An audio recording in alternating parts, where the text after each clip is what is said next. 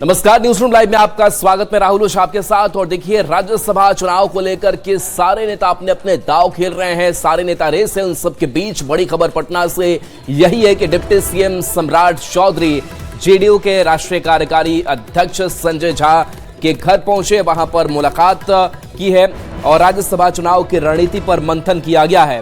बैठक के बाद संजय झा ने कहा कि बिहार की सभी 5 सीट पर एनडीए की जीत तय है और विपक्ष बेकार का हाथ पांव मार रहा है। संजय झा ने कहा कि 5वीं सीट पर भी जीत के लिए एनडीए के पास पर्याप्त संख्या है। विपक्ष विधानसभा चुनाव में भी दावा कर रहा था, लेकिन क्या हुआ सबने देखा है। संजय झा ने कहा कि आज उपेंद्र कुशवाहा के आवास पर विधायकों की बैठक है, जबकि कल भी राज्यसभा चुनाव की रणनीति पर मंथन के लिए संसदीय कार्य मंत्री विजय चौधरी के आवास पर बैठक बुलाई गई है। उपेंद्र कुशवाहा जी के यहाँ हो रहा है। कल पार्लियामेंट्री अफेयर्स मिनिस्टर हैं विजय चौधरी जी, उनके घर पे होगा और सारे जो विधायक हैं एनडीए के एक साथ मिलेंगे और जो 16 तारीख को चुनाव होने वाला है तो उसके लिए सारा तैयारी है। मुझे लगता है जो हम लोगों को फीडबैक है, जो जानकारी है, 5 सीट एनडीए 4 तो कन्फर्म ही है, 5वां सीट भी बड़े मार्जिन से जीत रही है, छोटे मार्जिन से नहीं। ये बता दो कि कोई टच एंड गो है, वो नहीं है, बड़े मार्जिन से जीत रही है। पश्चिम बंगाल भी यादव से मुलाकात करते हैं कि हमारे पास जो है आंकड़ा जो होना चाहिए विधायक का वो पूरा हो रहा है। सेक्युलर फोर्सेस ठीक है, चुनाव है ही ना भाई। अब तो परसों चुनाव है, परसों शाम में दूध का दूध और पानी का पानी हो जाएगा। इसमें डिबेट क्या करना है। और शैलेंद्र हमारे साथ न्यूज 18 संवाददाता फोन लाइन पर। शैलेंद्र, डिप्टी सीएम सम्राट चौधरी और संजय झा की मुलाकात, क्या बातचीत हुई, आगे क्या रणनीति बना रही है एनडीए? हाँ बिल्कुल, देखिए एनडीए की जो रणनीति है वो इस वक्त बनाई जा रही है, क्योंकि सबसे पहला लक्ष्य है कि जो 5 सीट पर जो एनडीए के उम्मीदवार हैं वो चुनाव जीत जाए। क्योंकि संख्या भले ही एनडीए के पास कुछ कम भले है, लेकिन एनडीए को पूरा भरोसा है कि जो विपक्ष के जो विधायक हैं वो भी हमारा समर्थन करेंगे। ये साफ तौर पर संजय झा भी कह रहे हैं, तमाम लोग भी कह रहे हैं। तो ऐसी परिस्थिति में एनडीए के लिए सबसे बड़ी चुनौती है जो 5वीं सीट है, उस सीट के जो उम्मीदवार हैं वो भी चुनाव जीत जाए। हालांकि जोर आजमाइश विपक्ष की तरफ से भी किया जा रहा है, लगातार विपक्ष के जो विधायक हैं वो भी बैठे और इन्हीं चीजों को देख करके संजय झा के आवास पर सम्राट चौधरी पहुंचे थे, वहां बातचीत हुई है और इस बातचीत में आज शाम में जो बैठक होने वाली है उसकी रणनीति भी बनी और कल भी बैठक होने वाली है। क्योंकि बैठक इसलिए भी महत्वपूर्ण है कि विधायक सभी की नजरों के सामने रहे, इधर उधर न जाए और विधायक अभी से ही पटना में सभी विधायक मौजूद रहे। यह भी एक बैठक बुलाने के पीछे की बड़ी वजह होती है, ताकि विधायक पटना में एक जगह इकट्ठे मौजूद रहे और इधर उधर न जाए। तो इसको लेकर के आज और कल 2 दिन बैठक है और इन्हीं चीजों को लेकर के संजय झा और सम्राट चौधरी की मुलाकात हुई है। जी चलिए बिल्कुल। और जो 5वीं सीट शिवेश कुमार की अगर बात करें, जिनकी टक्कर आरजेडी के अमरिंदर धारी सिंह के बीच मानी जा रही है, अगर संख्या के हिसाब से बात करें तो ये गणित जो है वो क्या कहता है? क्योंकि बीएसपी के जो एक विधायक है, ओवैसी के 5 विधायक, इनकी स्थिति अब तक स्पष्ट कुछ नहीं है।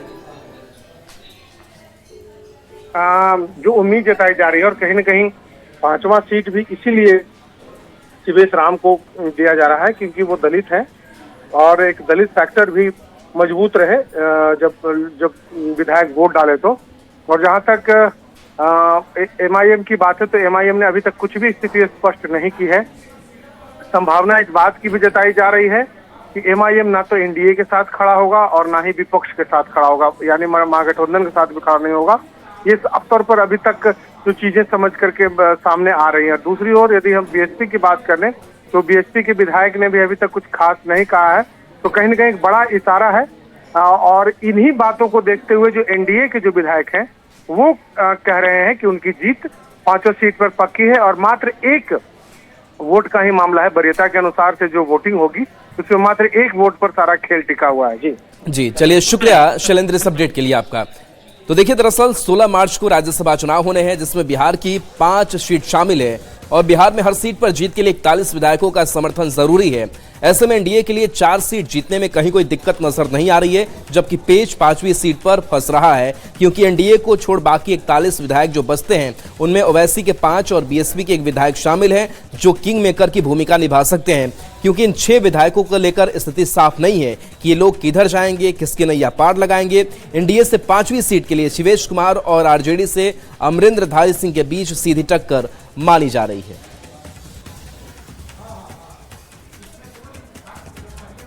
और देखिए, बेगूसराय से बड़ी खबर है, जहां मुख्यमंत्री के आगमन से पहले यहां पर अफरा तफरी मच गई और अफरा तफरी का कारण एक सांड बन गया।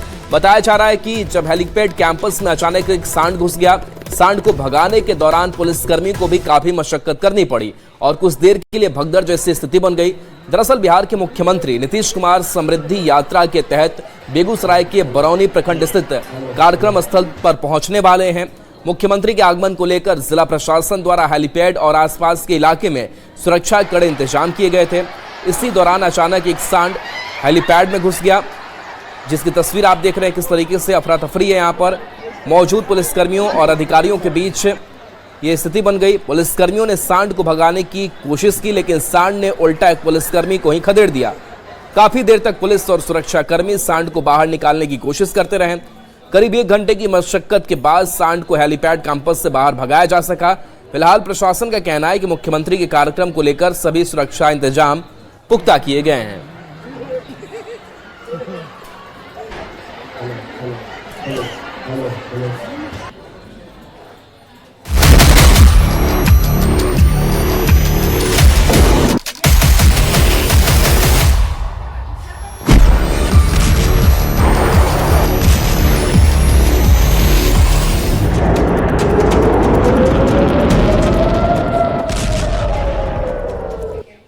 और देखिए, मिडिल ईस्ट में जारी युद्ध जो है वो विनाशकारी मोड़ पर पहुंच चुका है और ऐसे में जो तस्वीरें सामने आ रही है, जो खबरें लगातार सामने आ रही हैं, इन सबके बीच ईरान पर सबसे बड़े हमले का दावा राष्ट्रपति डोनाल्ड ट्रंप ने कर दिया है और कहा है कि ईरान के खार द्वीप पर शक्तिशाली बमबारी की है।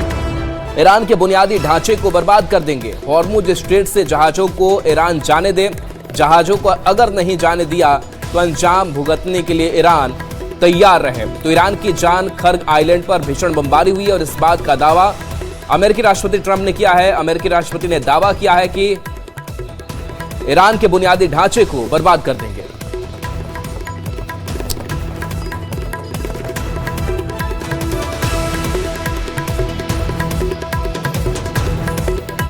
तो देखिए, इजरायली सेना ने ईरान पर बड़े बड़े हमले किए और इन सब के बीच दोनों देश जो है वो आपस में लगातार भिड़ रहे हैं। खबर सामने ये आ रही है कि बड़े पैमाने पर सैन्य कार्रवाई का इजरायली सेना ने ईरान और लेबनान को लेकर दावा किया है। ऑपरेशन रोरिंग लायन के तहत ईरान में लगभग 7,600 से ज्यादा और लेबनान में 1100 से अधिक स्ट्राइक करने का दावा किया गया है। ईरानी मिसाइल प्रोग्राम के कई ठिकानों पर करीब 4,700 हमले किए गए हैं। उधर लेबनान में हिजबुल्लाह के ठिकानों पर भी भारी बमबारी की गई है, जिसमें सैकड़ों आतंकियों के मारे जाने का दावा किया गया है। आईडीएफ का कहना है कि Radwan force missile launcher system और कमांड साइट्स को भी निशाना बनाया गया है।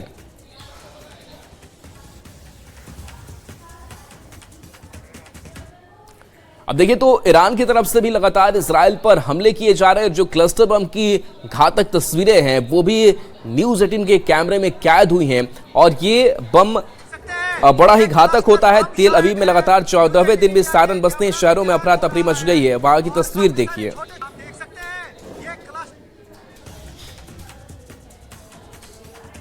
हो गए हैं, लेकिन उसके बावजूद भी ईरान की तरफ से लगातार अटैक किए जा रहे हैं इसराइल पर। कई जगहों पे मिसाइल जो है वो निशाने पे लगे हैं, कई इंटरसेप्ट हो रहे हैं, लेकिन लगातार अटैक्स का सिलसिला जारी है। सायरन बज गई है और अभी थोड़ी देर बाद जो है आप देख सकते हैं लोग भागना शुरू हो जाते हैं और चले जाते हैं वो शेल्टर में, बॉम्ब शेल्टर में। ये देख सकते हैं आप, लोग अंदर जा रहे हैं बॉम्ब शेल्टर्स में। ये आप देख सकते हैं। तो ये आप देख सकते हैं कि लोग आ रहे हैं शेल्टर में। ये आप देख सकते हैं कि यहाँ पे आप शेल्टर ले रहे हैं। ये देख सकते हैं कि लोग बॉम्ब शेल्टर की तरफ आ रहे हैं, क्योंकि लगातार जो है अटैक्स किए जा रहे हैं, मिसाइल अटैक्स किए जा रहे हैं। और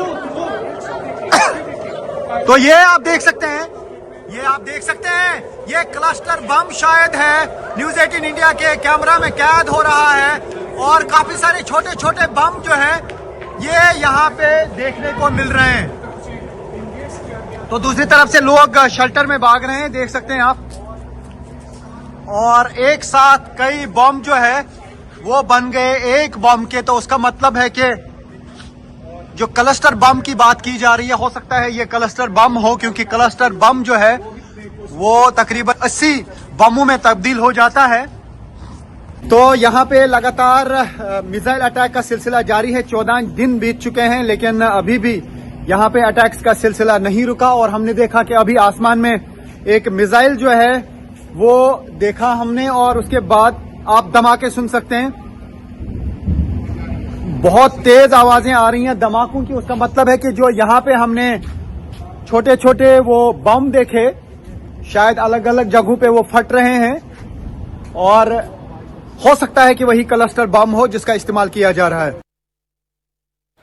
और देखिए, अमेरिकी स्टेट डिपार्टमेंट ने अब ईरान के नए सुप्रीम लीडर को लेकर के इनाम घोषित कर दिया है, और युद्ध का ये 15वां दिन चल रहा है। $1 करोड़ का इनाम जो है वो घोषित किया गया है। खबर ये सामने आ रही है कि मुस्तफा खामेनेई पर $1 करोड़ का इनाम घोषित किया गया है।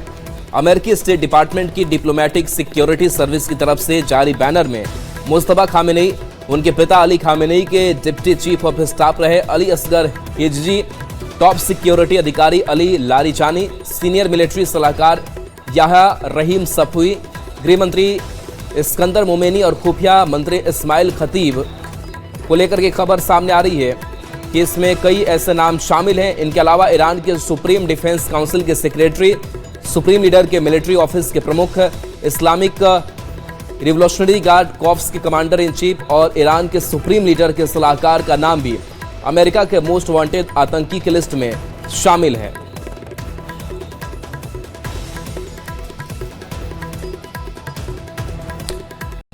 तो देखिए, इजराइल में ईरान की जो कई मिसाइलें हैं उसने भारी तबाही मचाई है, और तबाही की तस्वीरें भी लगातार सामने आ रही है।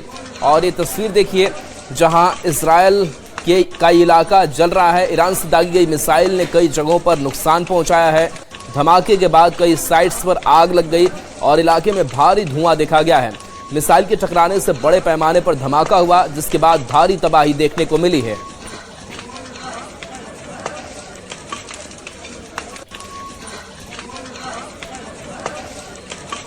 और देखिए, इजराइल पर ईरान का सबसे बड़ा ड्रोन अटैक इस बीच हुआ है। अमेरिका के ठिकानों पर भी ड्रोन अटैक ईरान ने किया है।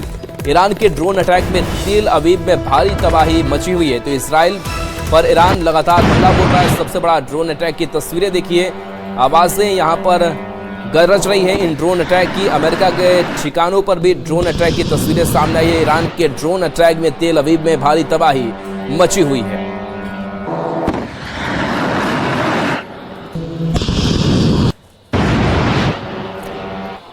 और देखिए, मिडिल ईस्ट में जारी तनाव और खास करके हॉर्मुज स्ट्रेट की बात करें तो यहां से राहत भरी खबर जो है वो सामने आ रही है, क्योंकि ये वही रास्ता है जहां से आवाजाही नावों की होती है। और ऐसे में भारत की अगर बात करें तो जिस तरीके से गैस की किल्लत की खबरें सामने आ रही है, तेल की कमी बताई जा रही है, लेकिन इन सब के बीच स्ट्रेट ऑफ हॉर्मुज से राहत भरी खबर सामने आई है। प्रधानमंत्री नरेंद्र मोदी और ईरानी राष्ट्रपति मसूद पेशकिशियान के बीच हुई बातचीत के बाद ईरान ने 2 भारतीय ध्वज वाले एलपीजी जहाजों को स्ट्रेट ऑफ हॉर्मुज से गुजरने की अनुमति दे दी है। यह कदम भारत के लिए सबसे बेहद महत्वपूर्ण है, क्योंकि पिछले कुछ दिनों से कमर्शियल एलपीजी की भारी किल्लत के चलते देश में रेस्टोरेंट और हॉस्पिटैलिटी सेक्टर ठप होने की कगार पर पहुंच गए थे।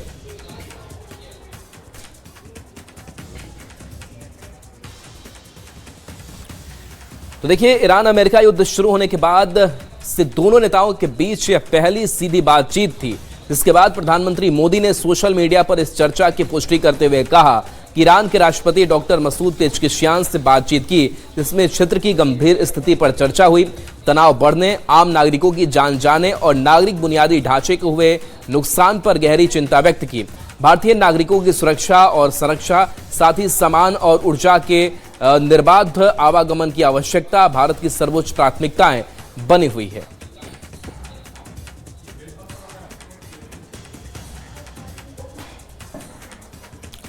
अब सीतामढ़ी की खबर की बात करते हैं, जहां पर नकल होने का एक वीडियो तेजी से वायरल हो रहा है और सवाल शिक्षा व्यवस्था पर उठ रहा है कि आखिर ये कैसा एग्जाम है जहां पर खुलेआम नकल की जा रही है।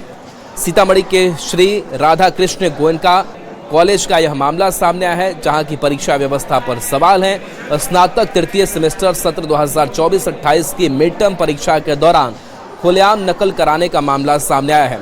सोशल मीडिया पर वायरल वीडियो में छात्र छात्राएं मोबाइल से उत्तर खोजकर कॉपी में लिखते नजर आ रहे हैं, जबकि परीक्षा कक्ष में निगरानी व्यवस्था कमजोर दिख रही है। घटना सामने आने के बाद कॉलेज प्रशासन की भूमिका पर सवाल उठने लगे हैं। बता दें कि इससे पहले भी इसी कॉलेज में कदाचार का वीडियो वायरल हो चुका है। हालांकि इस वीडियो की पुष्टि न्यूज़ 18 नहीं करता है।